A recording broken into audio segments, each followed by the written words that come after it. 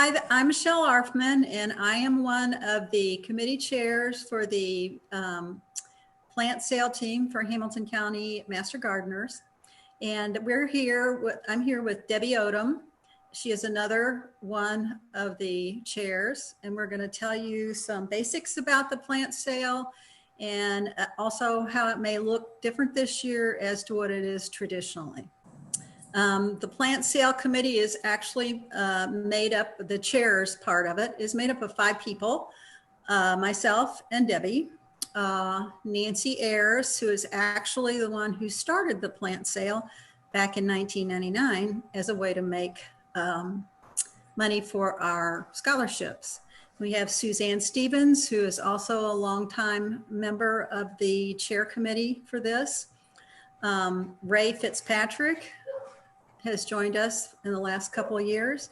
We also have Donna Keelan, who no longer lives in our district, but she is still part of Hamilton County Master Gardeners and does work for us electronically by keeping up our inventory list and our information page on individual plants that we provide for sale.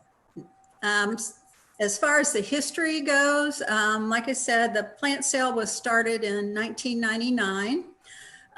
Its purpose was to fund the Barney Hobbs Scholarship, which we still have today. It is held every year on the third Saturday of May. And it's grown in size from being just in the Winks building, which is a pretty small building, all the way to using all 3 of the exhibition halls in the main extension building. It now not only, our income not only funds the scholarships, but it also supports the committee activities that take place every year by helping them have money to spend for what they need to do. Our planning starts usually in November or December with the committee chairs. And it's mostly organizational things that happen then. And then starting in January through May, we start having other activities where we involve the whole membership.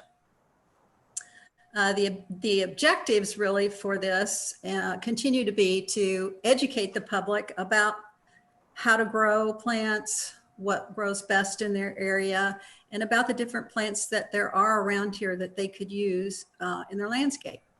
We also educate our members on the same things, a little bit more in detail for them because they have more of an interest in knowing about all the plants that we have to sell every year.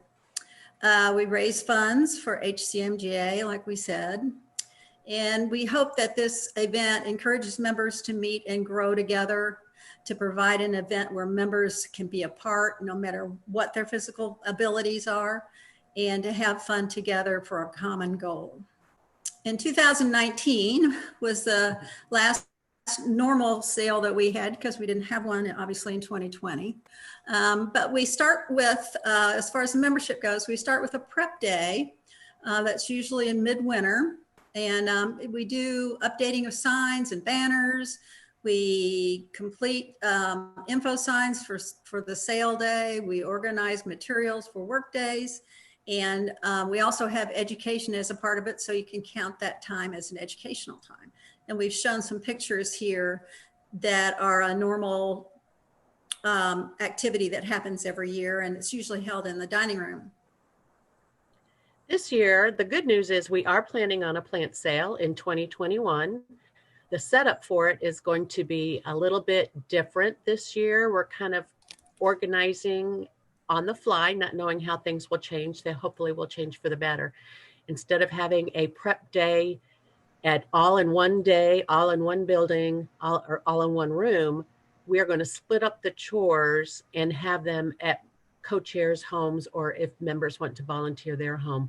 We are going to do all these chores, but we're going to do them in smaller groups at different times. There will still be opportunity for volunteers. Just need to be a little bit more aware of how many volunteers we are going to have together.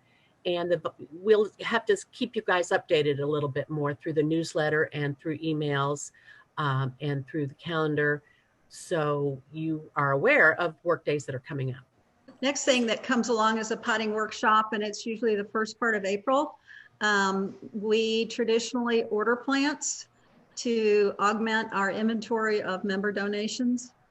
And they usually come in February, and we get them, or March, and we try to get them in pots in early April so they start growing for the plant sale. And we traditionally hold this in the llama barn, and we have like 6 people to a table, and so it is a lot of people in one space. So Debbie, this year we are going to have potting parties.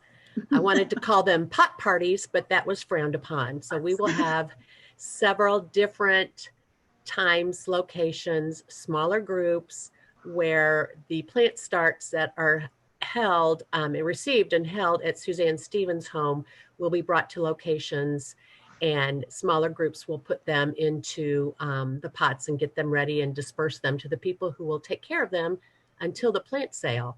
Again, you'll have to really be aware, watch for dates and times. And of course, our volunteer coordinator is Michelle, and she's always very good at letting people know opportunities that are available. Okay, the next things that come up are the work days. These traditionally are days at committee chairs' houses, primarily Suzanne's and Nancy's, because they have the most inventory at their homes. But they can be held at other people's homes too that have large amounts of plants they want to donate. At these, you pretty much do repotting or potting of plants that have been dug at other people's houses and they don't want to take care of, or dividing plants. It's a great place to learn how to divide plants and get to know other members and what they like and what their passions are in the gardening world. And both of these, the potting workshop and the work days, are a really good way to get an advanced look at what's going to be offered for sale, so you can start planning your own gardens. We did have an inventory ordered for the plant sale that we did not hold in 2020. So we are overwintering those plants, and those will be available also. The week of the sale comes up pretty fast. We start on Tuesday usually. On Wednesday, we do exhibition hall setup. We do have help from the custodians to set up the tables and chairs. But there's a lot of other things that have to come into the hall, like signage setup and covering the tables and getting the tables in the right spot. And then on Thursday, the delivery and inventory of incoming donations starts. On Friday, we finish up bringing in all our plants, and we have a friends and family sale in the late afternoon and early evening for members and for friends of members. And then Saturday is the sale, and it is an all-day thing, ending with a cleanup at the exhibition hall and taking any leftover plants out and back to somebody's house to be held over for the next year.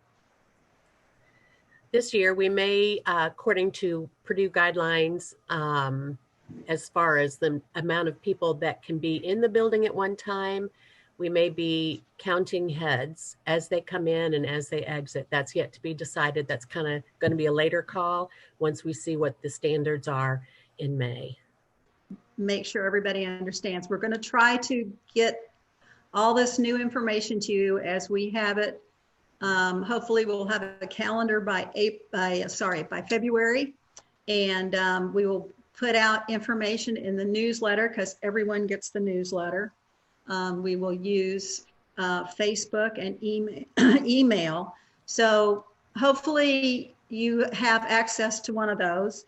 And as far as signing up for things, you would contact me as far as getting yourself on a list for something that we put out there as an event happening. And it can be, I don't know how early ahead we're going to do some of those things, but definitely we'll have some things to sign up for probably by the February-March meeting. If you have any questions, go to our email that's listed on the screen here, or you can contact one of the committee members and we'll be happy to answer any questions for you. Happy gardening. Yeah, happy gardening.